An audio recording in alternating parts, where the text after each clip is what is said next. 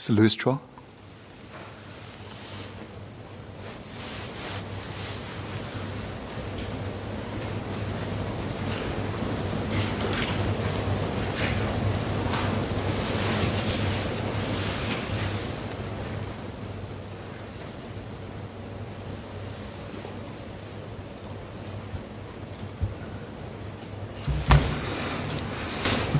Before I begin, Mr. Speaker, I would like to declare my interest as a research analyst covering the real estate sector.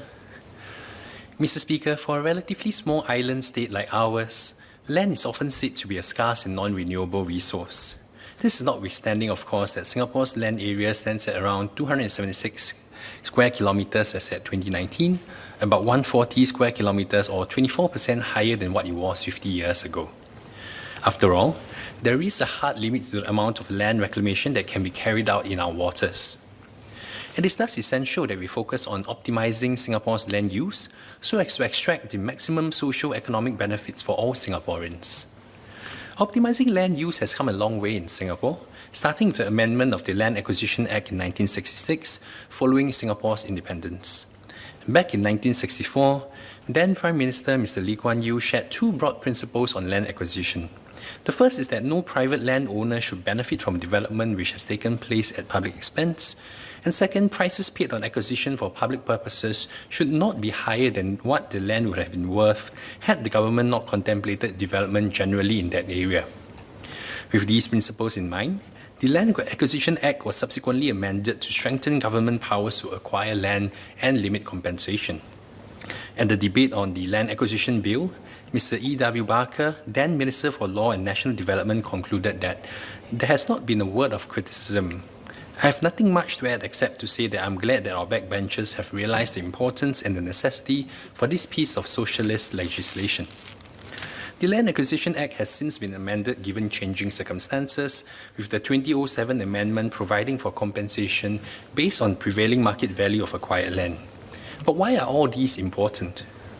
The effect of legislation has meant that from 1960 to 2007, land owned by the public sector doubled from 44% to over 85%. Effectively, the government has become the largest landowner and landlord with the ability to simultaneously influence both demand and supply through policy levers. Critically, the government also has the ability to extract monetary value from land throughout the course of time, with land having characteristics of a renewable resource and not a finite one. Firstly, I stand corrected, but it is the policy of this government that for leasehold land sold, at the end of the land lease tenure, land will revert to the government for free and would thus be available for sale once again. Second, stamp duties will provide for taxes to be collected when sale or rental transactions occur, while thirdly, property taxes are collected on an annual basis.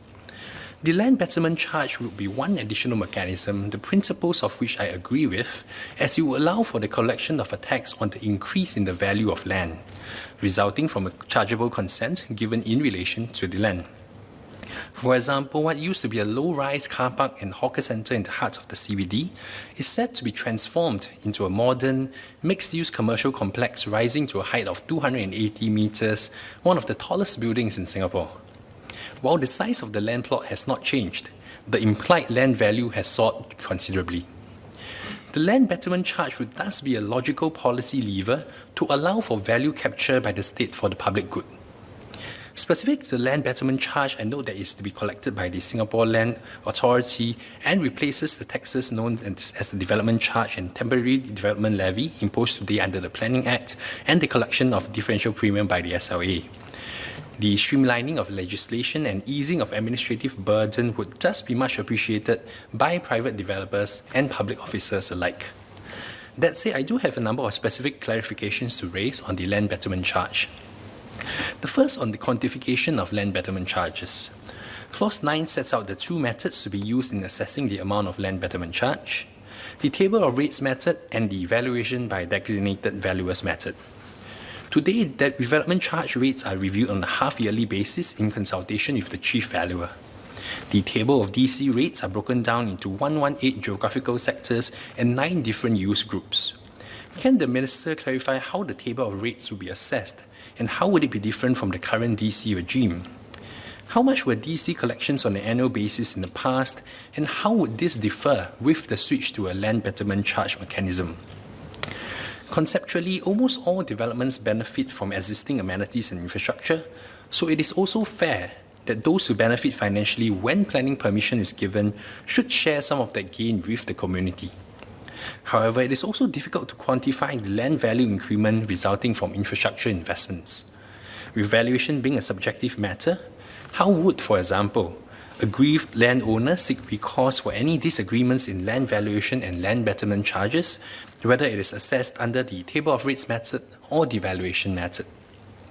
Second, with the blurring of lines across use groups and greater creativity in land use optimization, we are already seeing retail malls of today house co-working offices, while it is increasingly common to have lifestyle and hospitality provisions in Grade A office buildings.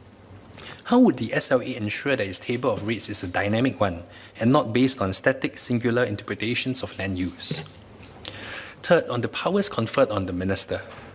Clause 12 confers power on the minister to exempt any person or class of persons from all or any of the provisions of the bill, either generally or in a particular case, and subject to such conditions as the minister may impose.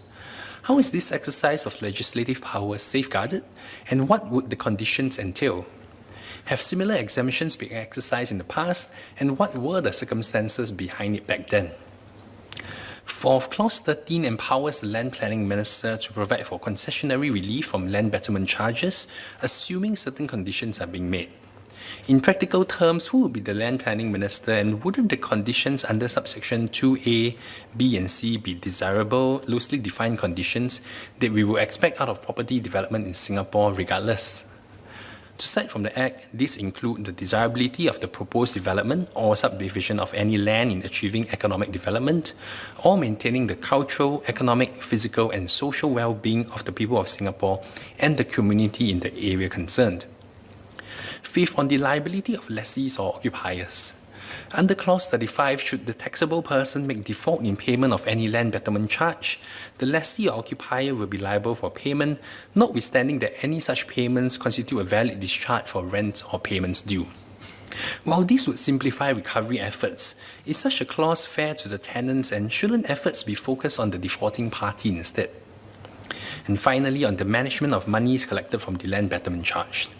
Clause 5 sets out admirable causes for imposing a land betterment charge, including, among others, ensuring the return to the community of an appropriate proportion of economic benefits from the grant of rights to develop or otherwise use land, and to promote or encourage environmentally sustainable development or use of land. Would the land betterment charges collected from the development be earmarked for the specific community in question? And how would the SLA enforce the requirement for environmentally sustainable development? To round up, Mr. Speaker, I agree with the purpose of the land betterment charge and recognise it is one of the many ways in which land in Singapore can be continuously monetized by the government to provide for recurring revenue throughout the course of time. Although I recognise at this point in time, the government does not take into its operating budget the recurring annual land sales revenue of about 14.5 billion on average. With Singapore's budget not inclusive of land sales revenue, it is worth considering realigning the focus in the sale of state land from one of revenue maximisation, in that land is awarded to the highest bidder, to one in which the greatest value uplift can be provided and the greatest socio-economic good generated, similar to that as encouraged by the land betterment charge.